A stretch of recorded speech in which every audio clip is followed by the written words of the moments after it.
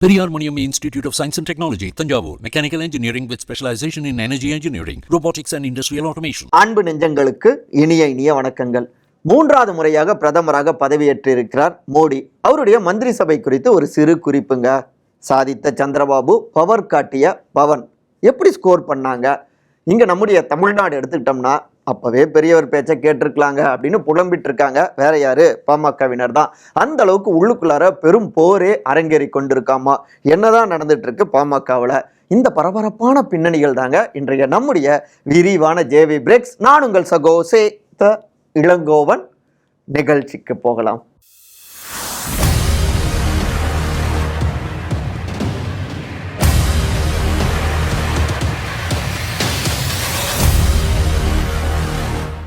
மோடி 3.0 சாதிப்பார்களா மோடியின் ஆர்மி 71? நேற்றைக்கு ஜூன் 9ஆம் தேதி ஞாயிற்றுக்கிழமை. பெரும்பாலானவங்க இன்னைக்கு லீவ்பா, ஜாலியாக வீட்டில் இருக்கலாம் அப்படின்னு ஹாப்பியாக இருந்திருப்பாங்க. ஆனால் இந்திய அரசியலுக்கு அப்படிலாம் நோ லீவுங்க அப்படின்னு நேற்று முக்கியமான ஒரு நிகழ்வு நடந்திருக்குங்க. புரிஞ்சிருப்பீங்க. அதே தாங்க, மூன்றாவது முறையாக நம்முடைய இந்திய திருநாட்டுடைய பிரதமராக பதவியேற்றுக் கொண்டார் திரு நரேந்திர மோடி. நம்முடைய குடியரசுத் தலைவரான திரௌபதி முர்மு அவர்கள் மோடி அவர்களுக்கு பிரதமராக பதவி பிரமாணமும் செய்து வச்சாங்க. முக்கியமான ஒரு நிகழ்வு. பாஜகவினர்லாம் பட்டாசு வெடிச்சு ஹாப்பியா வந்துட்டு கொண்டாடி கொண்டிருந்தாங்க. ஓகே, மோடி 3.0 பார்த்தோம்னா 30 கேபினெட் மந்திரிகளோடு சேர்த்து 71 பேர் வந்துட்டு மந்திரி சபையிலையும் இடம் பிடிச்சிருக்காங்க. இதுல பார்த்தோம்னா 7 பெண் அமைச்சர்கள், அது மட்டும் இல்லாம 5 முன்னாள் மந்திரிகளும் இந்த மந்திரி சபையில வந்து தொடர்றாங்க. கூட்டணி கட்சிகளுக்கு பார்த்தோம்னா 11 பேர் மந்திரி சபையில வந்துட்டு இடம் பிடிச்சிருக்காங்க. அப்புறம் திரு சந்திரபாபு நாயுடு தெலுங்கு தேசம், பீகார் திரு நிதிஷ்குமார் 2 பேருக்குமே தலா 2 சீட் வந்துட்டு மந்திரி சபையிலையும் ஒதுக்கப்பட்டதுங்க. அப்புறம் நம்முடைய தமிழ்நாட்டில் பார்த்தோம்னா திரு எல் முருகன் மீண்டும் அவர் வந்து மந்திரி சபையில இடம் பிடிச்சிருக்காரு. நிர்மலா சீதாராமன் அவர்களும் மந்திரி சபையில இடம் பிடிச்சிருக்காங்க. 3 பேர் தமிழ்நாட்டை சார்ந்தவர்களுக்கு வந்துட்டு வாய்ப்பு கிடைச்சிருக்கு. இந்த மந்திரி சபையில பார்த்தோம்னா மோடியுடைய இந்த ஆர்மி 71 இருக்காங்க இல்லையா, அதுல எல்லா மாநிலங்களையும் சார்ந்தவர்களும் இந்த மந்திரி சபையில இடம் பிடிச்சிருக்காங்க பெரும்பாலும். ஸோ இந்த ஒரு ஆட்சி வந்து சீரான வகையில் எல்லா மாநிலங்களுடைய நலன்களையும் உள்ளடக்கியதாக, அந்த குரல்களை ஓங்கி ஒழிக்கக்கூடியவர்களாக அவங்க இருக்கணும் அப்படிங்கிற வகையிலையும் இந்த மந்திரி சபையை அமைச்சிருக்காங்க. இது ஒரு கூட்டணி ஆட்சி, அதாவது கூட்டணியோடைய பலத்தோடு தான் ஆட்சி பொறுப்புக்கு வந்திருக்கிறதால பாஜக இந்த முறை கூட்டணிகளும் இடம் பிடிச்சிருக்காங்க. கூடுதலாக அவர்களுடைய ரோலும் இனி வரும் ஆட்சியில் வந்துட்டு முக்கியமாக இருக்கும் அப்படிங்கிறாங்க அரசியல் விமர்சகர்கள். பிரதமராக பதவியேற்ற பிறகு இன்றைக்கு பார்த்தோம்னா விவசாயிகளுக்கு ஆண்டுக்கு ரூபாய் 6000 வழங்கக்கூடிய கிஷான் நிதி திட்டத்தின் கீழே 17வது தவணை தொகையாக ரூபாய் 2000 விடுவிக்கும் கோப்புல முதல் கையெழுத்து போட்டாருங்க. 9.3 கோடி விவசாயிகளுக்கு சென்று சேரும் வகையில கிட்டத்தட்ட 20,000 கோடி ரூபாய் வந்து விடுவிக்கப்பட்டிருக்கு. இதுதான் முதல் கையெழுத்து.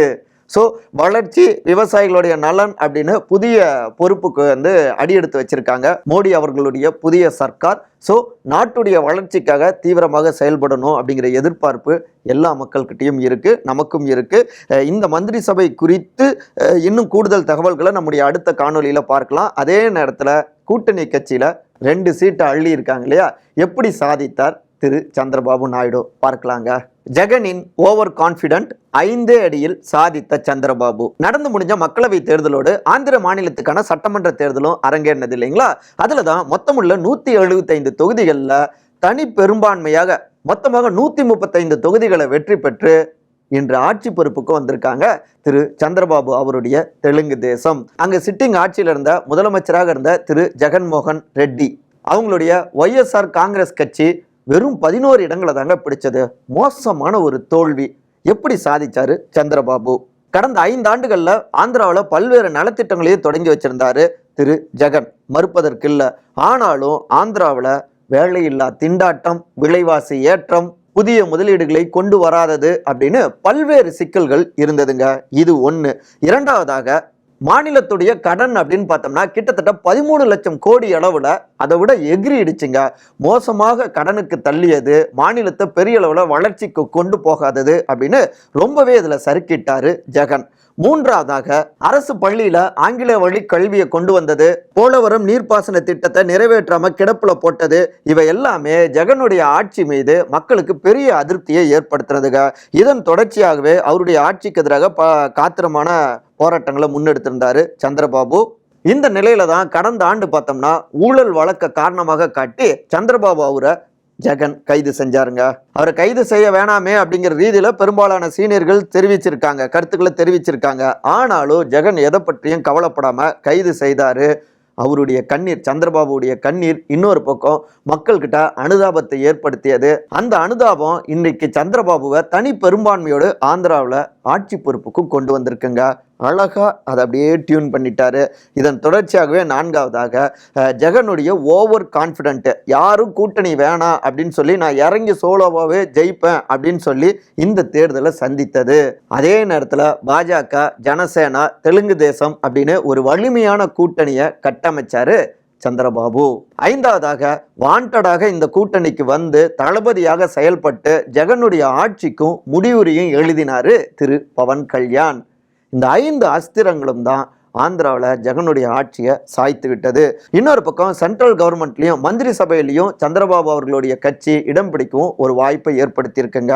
அழகான ஆட்டத்தை ஆடினாரு சந்திரபாபு. இன்னைக்கு அகில இந்திய அரசியல்ல ஒரு தீர்மானிக்கக்கூடிய சக்தியாகவும் வளர்ந்து நிற்கிறார். இன்னும் சொல்ல போனா பிரதமராக 3வது முறையாக திரு நரேந்திர மோடி பதவியேற்றுக் கொண்டாலும் கூட அவர் ஆட்சிக்கு கடிவாளம் போடக்கூடியவராக, பல நேரங்களில் ஏதாவது சரியில்லைன்னா நெருக்கடி கொடுக்கக்கூடியவராகவோ ஒரு எச்சரிக்கை மணி போலவும் சந்திரபாபுவோ திரு நிதிஷ்குமாரும் இருப்பாங்க அப்படின்னு சொன்னாலும் ஆச்சரியப்படுவதற்குல. ஸோ நுட்பமான ஆட்டத்தாடி இன்னைக்கு முக்கியமான இடத்துக்கும் வந்திருக்காரு சந்திரபாபு அப்படிங்கிறாங்க கூர்ந்து கவனித்துக் கொண்டிருக்கிற அரசியல் விமர்சகர்கள். அவர் காட்டிய பவன் இன்றைக்கு சந்திரபாபு அகில இந்திய அளவில் ஒரு தீர்மானிக்கக்கூடிய சக்தியாக சாதிச்சிருக்காரு அப்படின்னா அதற்கு ஆந்திராவில் ஜெகன் அவருடைய ஆட்சியை வீட்டுக்கு அனுப்பியதுல ஒரு தளபதியாக இருந்து முக்கிய பங்காற்றிய திரு பவன் கல்யாண் அவருடைய ரோல் இருக்குன்னு சொன்னா மிகை கிடையாதுங்க அப்படிங்கிறாங்க ஆந்திர அரசியலை கூர்ந்து கவனிக்கிறவங்க. கடந்த 2014ஆம் ஆண்டு அவர் புதிதாக கட்சி தொடங்கி தேர்தல் காலத்துக்கு வந்த நேரத்தில் பலருமே இவர் மற்றொரு சிரஞ்சீவி அவர்களாகத்தான் மாறுவார், அவருடைய பார்ட்டி போல தான் ஆகுவார் அப்படின்ட்டு பலருமே நினச்சிருந்தாங்க. ஆனால் திரு சிரஞ்சீவியை போல இவர் மாறவில்லை. அணுவாக தன்னுடைய ஸ்டெப்ஸை எடுத்து வச்சாருங்க. அடுத்த சில மாசத்திலேயே ஆந்திரா தேர்தல் வர எனக்கு எந்த விதமான தொகுதியும் வேணாம், நான் உங்களுக்கு சப்போர்ட் மட்டும் பண்றேன் அப்படின்னு வாண்டடாக ஆதரவு கொடுத்தாரு. யாருக்குன்னா தெலுங்கு தேசம் பார்ட்டிக்கு, பாஜகவுக்கு தீவிர பரப்புரையெல்லாம் மேற்கொண்டாரு. அதன் பலனாக அமோக வெற்றி அடைந்தது அந்த கூட்டணிங்க. அப்புறம் 2019 தேர்தலில் சிபிஐ, சிபிஎம், பிஎஸ்பி பார்ட்டிகளோடு கூட்டணி சேர்ந்து தேர்தலையும் சந்திச்சாரு பவன் கல்யாண். ஆனா அந்த தேர்தலில் ஜனசேனா பார்ட்டி சார்பாக ஒரே ஒருத்தர் தாங்க வெற்றி அடைஞ்சு எம்எல்ஏ ஆனாரு. ஏன் பவன் அவரே கூட 2 தொகுதிகளில் போட்டிட்டு 2 தொகுதியிலுமே தோல்வியும் சந்திச்சாரு. ஆனாலும் அந்த தேர்தலில் ஜனசேனா கிட்டத்தட்ட 6 விழுக்காடுக்கு மேல வாக்குகளையும் பெற்றிருந்தார்கள். இப்படிப்பட்ட ஒரு சூழல்ல தான் 2024ஆம் ஆண்டு நடப்பு தேர்தல், முக்கியமான தேர்தல் வந்தது. பழைய தப்பை இந்த முறை செஞ்சிடக்கூடாது அப்படின்னு ஸ்கெட்ச் போட்டு தன்னுடைய மூவை கொண்டு வந்தாரு. முக்கியமா நான் உங்களுக்கு சப்போர்ட் பண்றேங்க அப்படின்னு வாண்டடா போய் சந்திரபாபுக்கு சப்போர்ட்டை கொடுத்தாரு. அதற்கு பிறகுதான் பாஜகவும் அந்த கூட்டணியில சேர்ந்ததுங்க. இன்னொரு பக்கம் கடந்த 2019 பவன் சார்ந்திருந்த காப்பு சமூகத்தினர் அவரை பெரிதா நம்பலைங்க. ஆனா இந்த 2024 தேர்தலை ஒட்டி அதன் பிற்பாடு 19க்கு பிற்பாடு தீவிரமாக காப்பு சமூகத்துடைய மக்களுடைய நம்பிக்கை பெறக்கூடிய வகையில பல்வேறு நடவடிக்கைகளையும் ஈடுபட்டாரு. அதற்கு கைமேல பலன் கிடைத்தது. மொத்த காப்பு சமூகத்துடைய ஆதரவும் தெலுங்கு தேசம் கூட்டணிக்கு சேர தான் போட்டியிட்ட அனைத்து தொகுதிகளிலும் வெற்றியை பெற்றிருக்கு பவனுடைய ஜனசேனா பார்ட்டிங்க. இந்த 100% வெற்றி ஆந்திராவுடைய எதிர்க்கட்சி தலைவர் அப்படிங்கிற அந்த முக்கிய பொறுப்பையும் பவன் கிட்ட கொண்டு கொடுத்திருக்கு. சினிமாவில் மட்டும் அதிரடி கிடையாதுங்க, நிஜ வாழ்க்கையிலையும் அரசியலையும் அதிரடி காட்ட முடியும் அப்படின்னு பவர் காட்டியிருக்காரு பவன் அப்படிங்கிறாங்க அவருடைய ரசிகர்களும் அவருடைய தொண்டர்களும் அவருக்கு வாக்களித்தவங்களும். இன்றைக்கு பவனுடைய ஆதரவு தெலுங்கு தேசத்தை அங்கே ஆட்சியில் அமர்த்திருக்குன்னா சந்திரபாபுடைய ஆதரவு இன்னைக்கு பாஜகவை சென்ட்ரலில் ஆட்சியில் அமர்த்தியிருக்கு. அப்படியே பார்த்தீங்கன்னா ஒரு செயின் இருக்கு இல்லையா, கூட்டி கழிச்சு பாருங்க, கணக்கு சரியா வரும் அப்படிங்கிறாங்க கூர்ந்து கவனித்து கொண்டிருக்கிற அரசியல் விமர்சகர்கள். ஆனால் பாருங்க, இப்படி நாமளும் வெற்றி பெற்றிருந்தோம்னா மந்திரி சபையில் இடம் பிடிச்சிருக்கலாம், நூலிலையில் அந்த வாய்ப்பு போயிடுச்சு அப்படின்னு ஃபீலிங்னு இருக்காங்க இங்கே தமிழ்நாட்டில். புரிஞ்சிருப்பீங்க, பாமக தாங்க.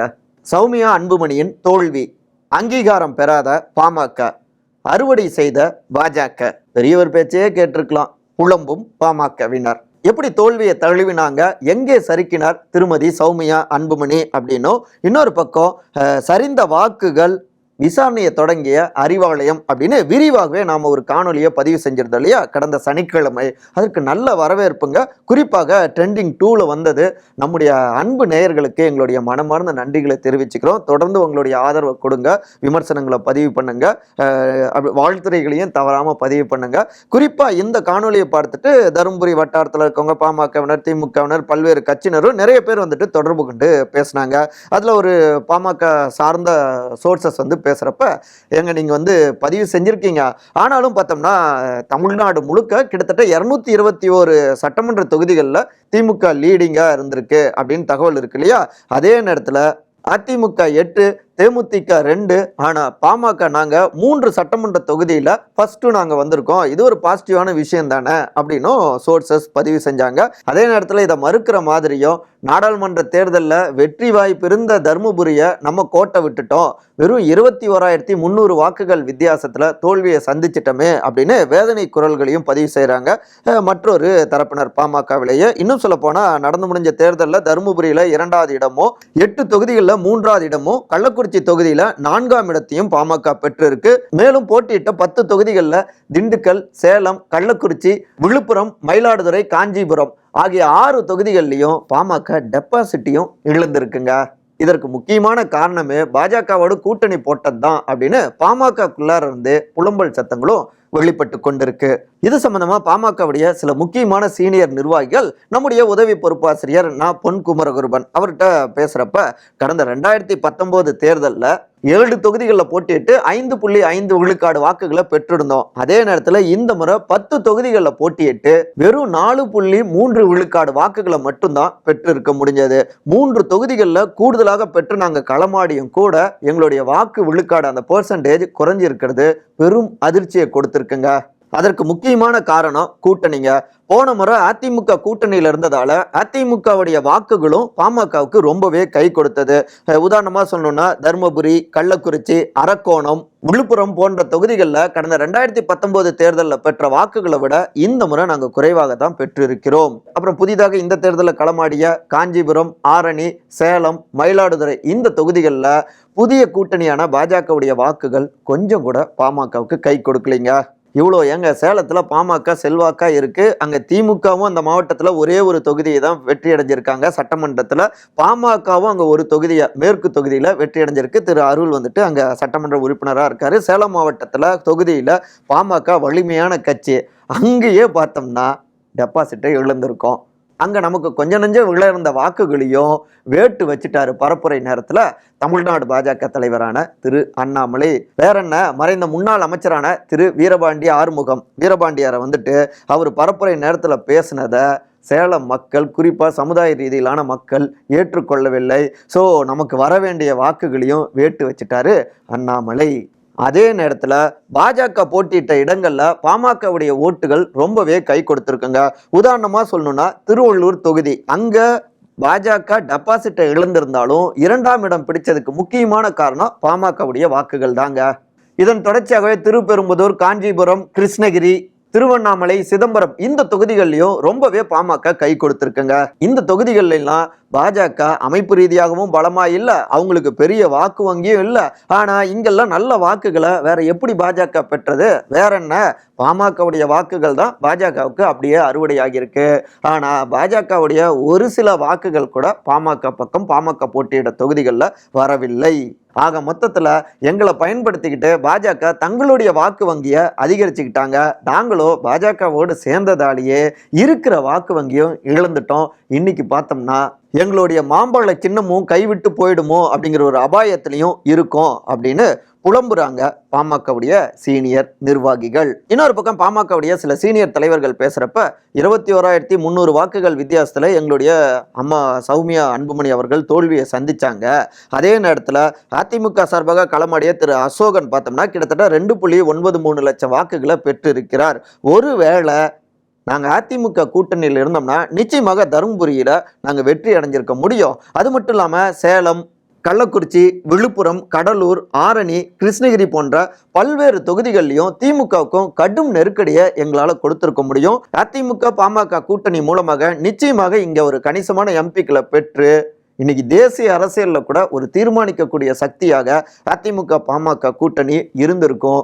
எல்லாமே பாஜக கூட்டணிக்கு போனதால நட்டமாக மாறிவிட்டது. அப்பவே எங்களுடைய ஐயா பெரியவர் மருத்துவர் திரு ராமதாஸ் வந்து தெரிவிச்சாரு, அதிமுக கூட்டணி போனோம்னா நம்ம நிறைய சீட்டுகளை வெல்ல முடியும், அது நம்முடைய கட்சியுடைய எதிர்காலத்துக்கும் பலன் கொடுக்கும் அப்படின்னு சொன்னாரு. ஆனாலும் எங்களுடைய சின்னையா மருத்துவர் திரு அன்புமணி ராமதாஸ் அவர் பாஜக கூட்டணி பக்கம் போறது தான் சரியானதாக இருக்கும் அப்படின்னு கணக்கு போட்டாரு.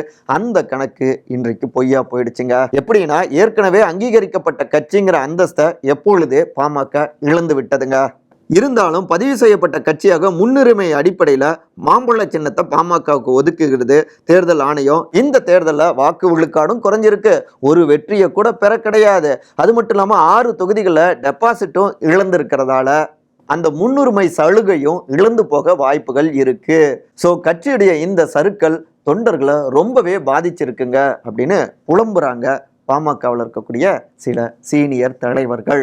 இது மட்டும் இல்லாம இன்னும் கூடுதலாகவே சில விஷயங்களையும் பகிர்ந்திருக்காங்க. நம்முடைய ஜூவில விரிவாகவே கட்டுரை எழுதியிருக்காங்க. அதே போல சந்திரபாபு அவர்கள், பவன் அவர்கள் குறித்த கட்டுரையும் நம்முடைய ஜூவில துரைராஜ் செய்தியாளர் அவர் எழுதியிருக்காரு. ஸோ நம்ம ஜூவியை வாசித்தால் கூடுதல் தகவல்களையும் பெறலாம். நம்ம காணொலியோடைய நிறைய பகுதிக்கு வந்துட்டோம். சில நேரங்களில் சரியான நேரத்தில் சரியான முடிவு எடுக்கலினா சரியான ரிசல்ட் வராது அப்படின்னு சொல்லுவாங்க.